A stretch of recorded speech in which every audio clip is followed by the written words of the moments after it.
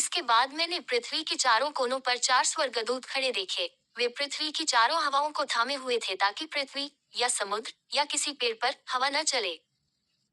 फिर मैंने एक और स्वर्गदूत को जीवते परमेश्वर की मुहर लिए हुए पूरब से ऊपर की ओर आते देखा।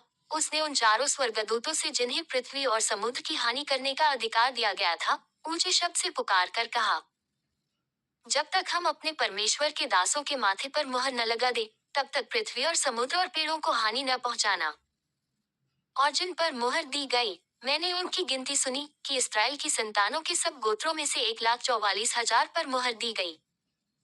यहूदा के गोत्र में से 12,000 पर मुहर दी गई, रूबेन के गोत्र में से 12,000 पर, गाद के गोत्र में से 12,000 पर, आशेर के गोत्र में से 12,000 पर, नप्ताली के गोत्र में से 12,000 पर, मनश्शेही के गोत्र में से 12,000 पर, शमौन के गोत्र में से 12,000 पर, लेवी के गोत्र में से 12,000 पर, लेवी के गोत्र में से 12,000 पर, इस्साकार के गोत्र में से 12,000 पर, जबूलून के गोत्र में से 12,000 पर, यूसुफ के गोत्र में से 12,000 पर और बिन्यामीन के गोत्र में से 12,000 पर मुहर दी गई। इसके बाद मैंने दृष्टि की, और देखो, हर एक जाति और कुल और लोग और भाषा में से एक ऐसी बड़ी भीड़, जिसे कोई गिन नहीं सकता था, श्वेत वस्त्र पहने और अपने हाथों में खजूर की डालियां लिए हुए सिंहासन के सामने और मेमने के सामने खड़ी है। और बड़े शब्द से पुकार कर कहती है कि उद्धार के लिए हमारे परमेश्वर का जो सिंहासन पर बैठा है और मेमने का जय जयकार हो।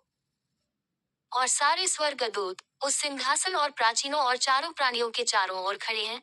फिर वे सिंहासन के सामने मुंह के बल गिर पड़े और परमेश्वर को दंडवत करके कहा, आमीन।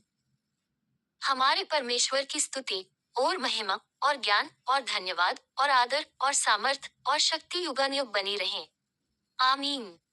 इस पर प्राचीनों में से एक ने मुझसे कहा, ये श्वेत वस्त्र पहने हुए कौन है और कहाँ से आए हैं?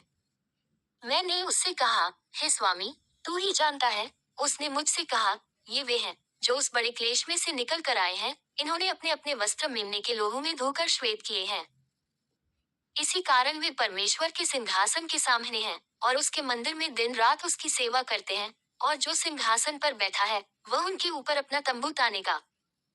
वे फिर भूखे और प्यासे न होंगे और न उन पर धूप न कोई तपन पड़ेगी, क्योंकि मेमना जो सिंहासन के बीच में है, उनकी रखवाली करेगा और उन्हें जीवन रूपी जल के सोतों के पास ले जाया करेगा, और परमेश्वर उनकी आंखों से सब आंसू पोंछ डालेगा।